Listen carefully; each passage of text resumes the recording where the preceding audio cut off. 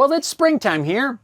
The grass is turning green, the weather's getting nice, and every year it seems as though I go through about the same routine of going through the lawn equipment and getting everything ready for the mowing season. And this year, it seems as though my string trimmer has other plans. It seems as though the fuel line has sprung a leak, and well, that's wasteful, and it's stinking up the shop. So in this video, we're going to tear this thing apart. We're going to replace the leaking fuel line and get this thing back up and running for the season. I'm Jeff. You're watching Home-Built Workshop, so stick around. Whew. Man, that gas that's pretty strong.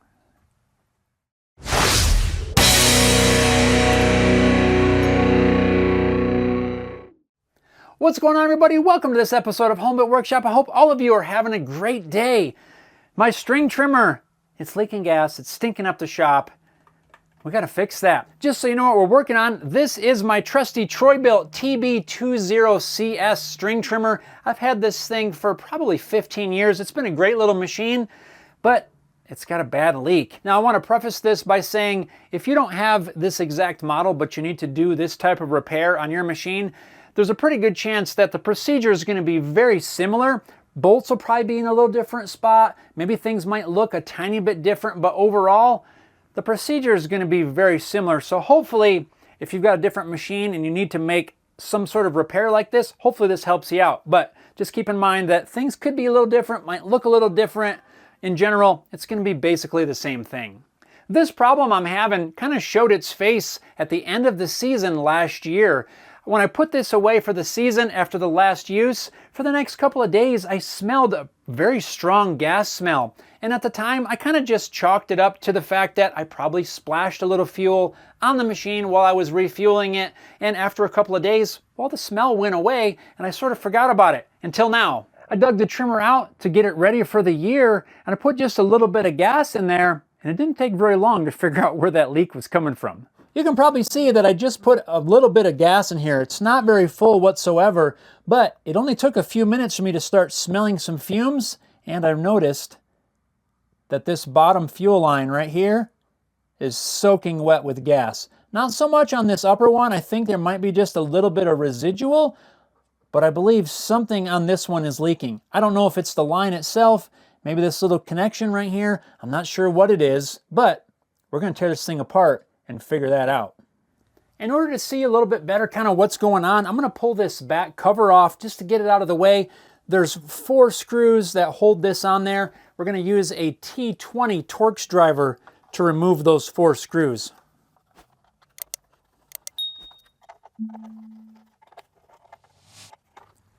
Once we have those 4 screws removed, we can take this apart.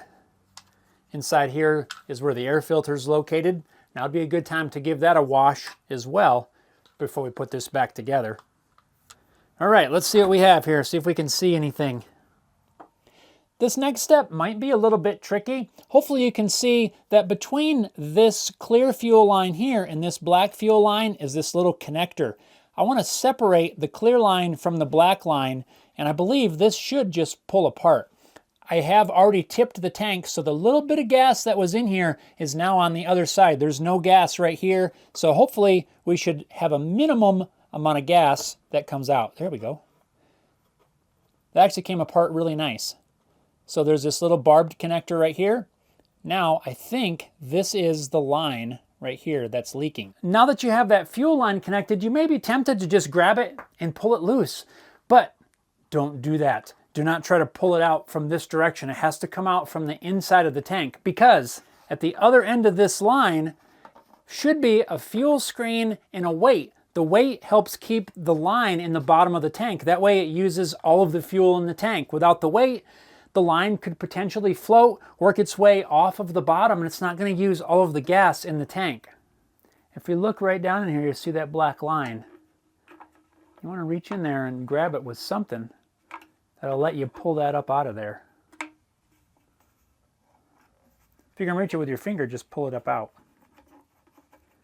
And there on the very end, this is the weight, that's the fuel screen. Now really, I suppose there's 2 ways you could get this out of there. You could mess around and kind of work that fuel line up through the bottom of the fuel tank and out through this hole. But I know I'm going to be replacing this line, so I think what I'm going to do almost dropped it, is just cut this off. Then, from there, we can just pull that line out. As I'm inspecting this line, I'm trying to see if I can notice any area where there might be a hole. And while I really can't see anything specifically, what I do think has happened is over time, this has lost its elasticity in the fuel line. It gets hard and brittle. And since there's no gasket or a grommet or anything to seal the line against the tank, I think it's just dried out enough to where it doesn't have any squish. It doesn't have any squish left, so it can't seal very well. I can feel a very clear ridge where this line was going into the tank. And I think that's all that happened. I don't feel an area where it's broken. Of course, that doesn't mean that it's not. I just think it's gotten old and lost its ability to seal. When it comes down to replacing the fuel line, well, I think you got a couple of options. You can use the make and model and look up an entire fuel line kit. I know they sell one for this exact machine, which has 3 or 4 different lines in there, sold all together. Everything's already cut to length. It's got this fuel line, it's got a couple of these other ones, and it's all sold together. Super easy, you don't have to measure or anything like that. But there's another option, and that's what I'm going to try this time. I was able to go to my local auto parts store and find some 3/32 fuel line, because that's what size this is. Your machine might possibly be different, but for mine, it's 3/32. What I want to do is just cut off a piece that's about the same length. We'll feed it back through the fuel tank, connect it all back up, and bam, we should be back in business. Just keep in mind that whichever way you want to go, make sure you either know the size of the fuel line you need or the exact make and model so you can order the right kit. Either way, it's going to get you back up and running. Now the challenge is to feed our new fuel line, whether you bought some bulk line or the actual line, back through the tank and to get it back into place. There's zero chance that I'm going to be able to feed it back through here and get it to line up and come out that hole. It's just not going to happen. So what I want to do is take a piece of this tie wire, and we'll use this as sort of a fishing line to feed up through the tank. Then we can hook our new fuel line onto the end and pull it back through. To prepare our new line, I'm going to cut this at kind of a sharp angle. And then I'm going to take a pick and poke a little hole right through there.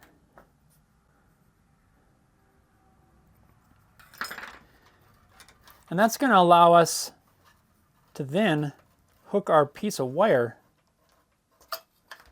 to the end of our line and help pull it back through. Before we do that though, I'm going to feed this wire up through the tank.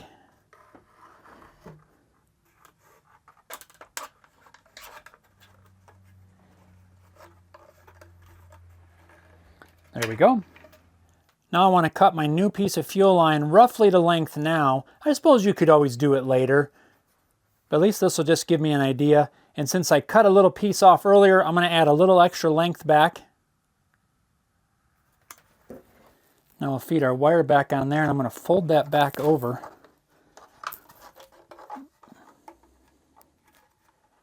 I'll use some pliers to kind of make that fold as small as possible. I don't want it to hang up when it comes back through the bottom of the fuel tank. See how we have there? It's kind of our fuel line connected to a fishing line, sort of. And now, carefully feed that back through. I think this is probably the trickiest part, because you don't want to just pull, because you could either tear the end of your line and then you have to re-hook it, or you risk damaging something. Just is a little bit tricky to do. Okay, so now I've got the folded over end. Right there, we are so close. You can see our new fuel lines coming right through. It's a nice snug fit, so I know I got the right size. I'm not going to pull it too far because we don't need a whole lot. All we need is enough to kind of loop around and reconnect to the existing piece. And because I want that end to be nice and flush, I don't want that angle on there, I'm going to snip that back off. I've got that little barbed connector that was on our original line.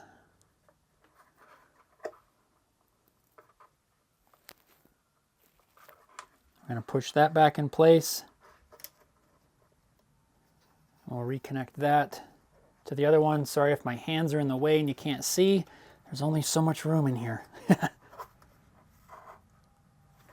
So there, we've got the fuel line connection made there. So this portion is back together. Now, sticking out of the top is our end of our fuel line. Don't shove that down in there just yet though. We have to go back to our weight and the fuel screen. We need to get this reconnected. Since we cut this off, there's a little piece of fuel line left on there. We need to remove that. Now, you could pull it off, I suppose, but usually that's really hard and brittle and hard to get off of there. I'm just going to use a utility blade and basically cut that piece of line. There we go. Now we can put that on the end.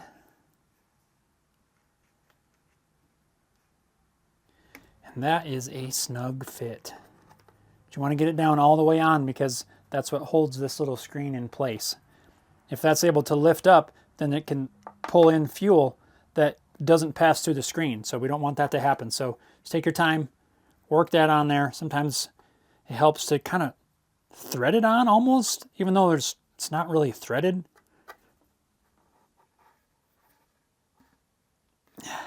There we go. Screen's in place. And now that needs to go back down in the tank. But you got to make sure it goes down into the deepest part of the tank, which is where it's supposed to live.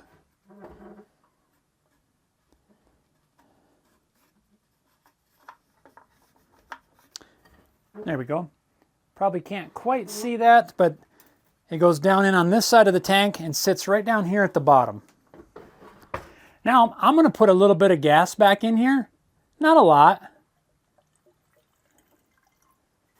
Because I want to give this a minute to kind of sit, and we'll see if we have any leaks.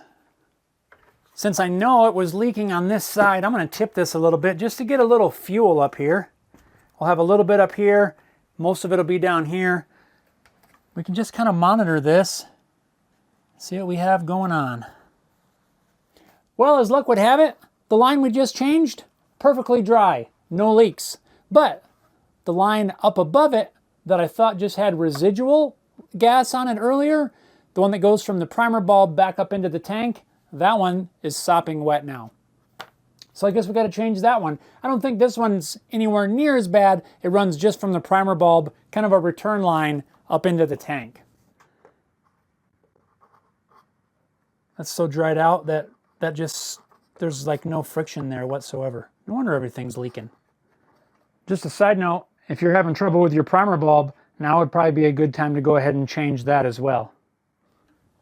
This one actually might be a little bit trickier because it's not as long as the other one, and you can't just pull the end up out of the tank. It's just a return line, so it only sticks up into the tank, so you kind of trying to reach through there and hook it with the end of a pick while I then shove the rest of this up through.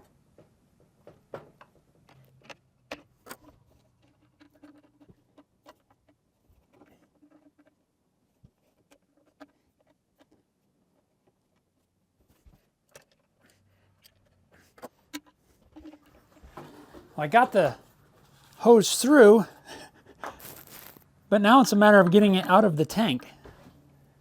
Little tricky.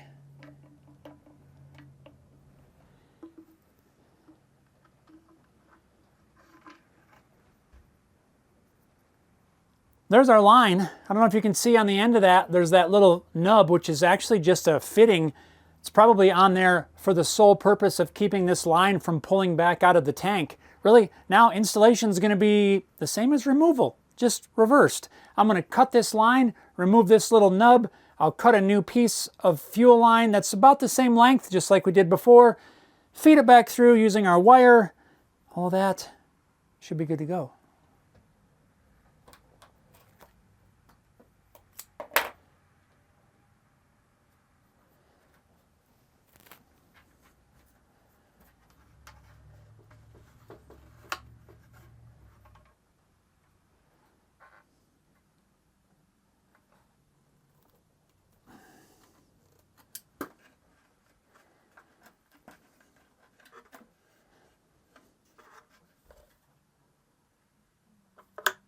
To make this final connection, I had to use a pair of pliers to help shove the new line onto the back of the primer bulb.